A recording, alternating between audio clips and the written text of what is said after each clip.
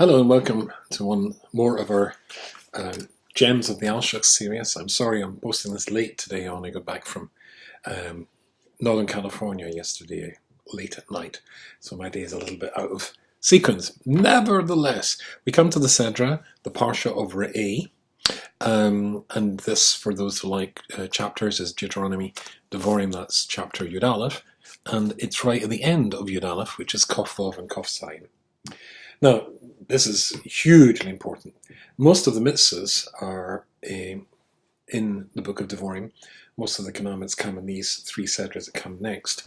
But there's a fundamental Jewish idea at the beginning of Re'eh. So let's pick up our art scroll and see what the Hebrew says. Re'eh, Anachin noisen lifnechem hayoim. Behold, I suppose, or look, see. I'm setting before you. It's in the present tense, and I was saying, I am giving now, Livnechem, in front of you, Hayoim today, Bracha Klola, a blessing and a curse. Oh. Rashi says there's a whole elaborate ceremony that's coming up soon, where the Jewish people talked about various people who did various things that were good, and they said they would be blessed. Everybody said Yomein, and anything that was a bad thing, they should be cursed. And again, the Jewish people said Amen. Rashi says that's what it was referring to. Esa bracha, the bracha will be Asher Tishmo El Mitzvahs HaShem Alekechem, which here, I wonder how they translate that. Let me see. The blessing that you hearken to the commandments of Hashem. Okay, I think that's more or less okay. So again, Esa bracha Asher Tishmo, that you hearken to the mitzvahs of Hashem Alekechem, Asher Anachim Etzaves Ken Hayom, which I'm commanding you today. Klola, and the curse will be that you don't listen to God. Okay. So it seems to be an if. If you do this, if good things happen. If you do that, bad things happen. Now the Alshich here, as usual, is very, very astute and notices very carefully the writing and the words contained in the Chumash. Those of you who are good at Hebrew will maybe have picked this up straight away. The first word is re'eh, which means to see or to look. But it's in the singular. Re'eh, anachinu nasein lifnechem. I, God speaking, I'm setting before you, or Moshe on behalf of God, I'm setting before you lifnechem. That's the plural. That's all the Jewish people, a couple of million people. So that, therefore, the first word should be see in the plural, which in Hebrew would be ru'u. Ru'u, anachinu nasein lifnechem. But it goes from the singular to the plural, and that doesn't balance. So I'll tell you straight away what he says. We all know that when Hashem stands, or rather the Jewish people stand at Mount Sinai to get the Torah, Hashem said and spoke to them all in the singular, individually.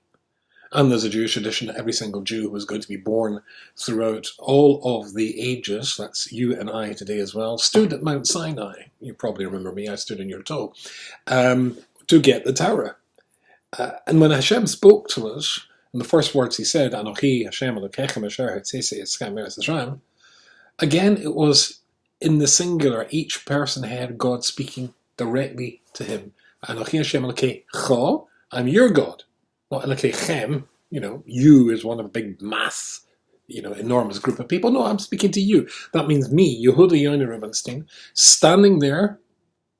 Don't recall it, but I know it was there. So he spoke to me individually. He says, Anochi Hashem Elokechem. I'm the Lord, your God, Yehuda, who took you out from Egypt. And he said the exact same thing to you. Same idea here. He says, the Alshich says, look, if somebody votes, particularly in the United States or in the UK, particularly in the UK when they got first past the post system, but as long as you've got a nice majority in the Congress and Senate here in the States, or in the House of Commons in the UK, or in any parliamentary democracy, as long as you've got a majority on your side, and if it's a nice, juicy majority of maybe 75%, which sometimes happens, then you're really happy.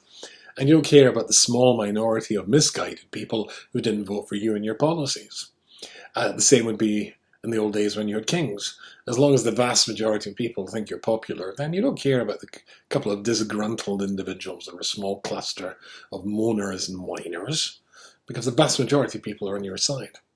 That's not what's going on here. The Alshich says, don't think that I don't I'm not concerned for each and every single Jew.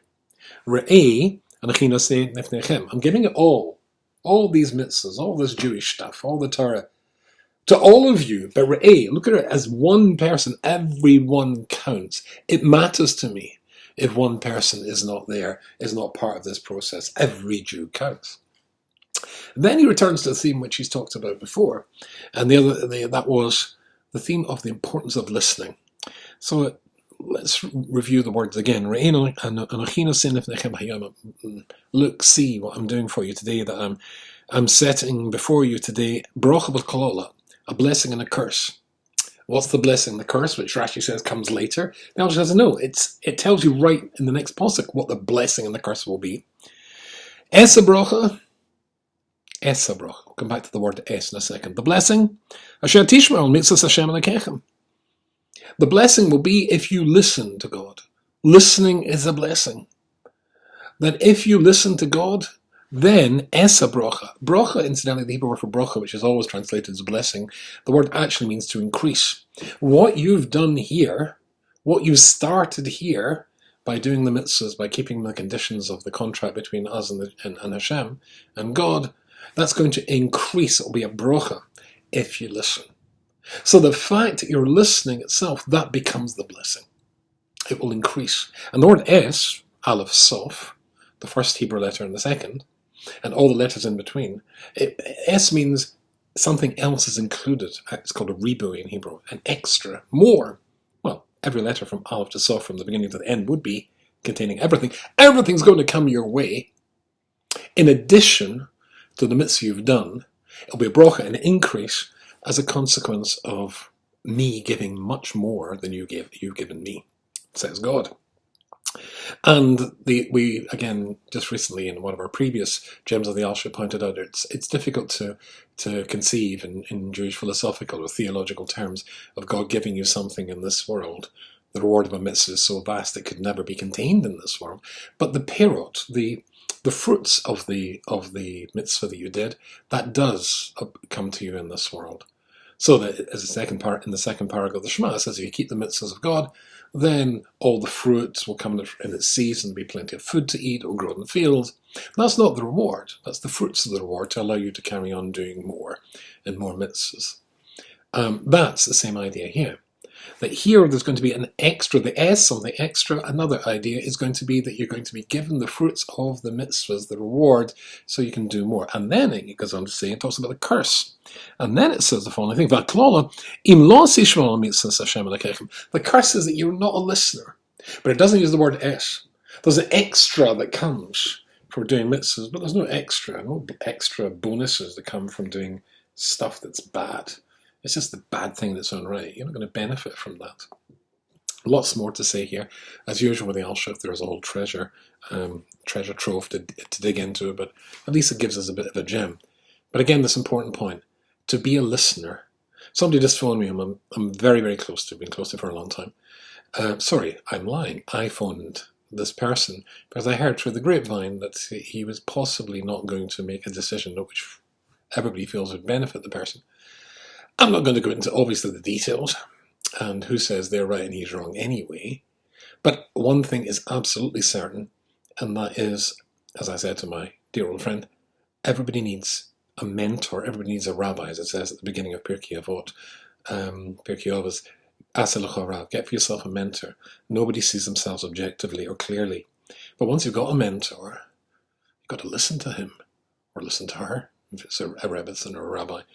And if you think of anybody who, a discipline, which really is a discipline, like ballet, or music, or even certainly the sciences, it's interesting, there's to my mind, a very close parallel between the way we talk in Judaism about my teacher, my rabbi, my rov, with the affection, the awe that people feel towards the people who taught them in the rabbinic world. To be proud to be, as I am, a disciple at a Talmud, in my case of Gateshead Yeshiva, and I give the list of all the rabbis if you're really interested, whom I'm extremely proud to have been taught by. You find that in the world of, serious disciplines like dance and music, lahavdil, and etc., etc.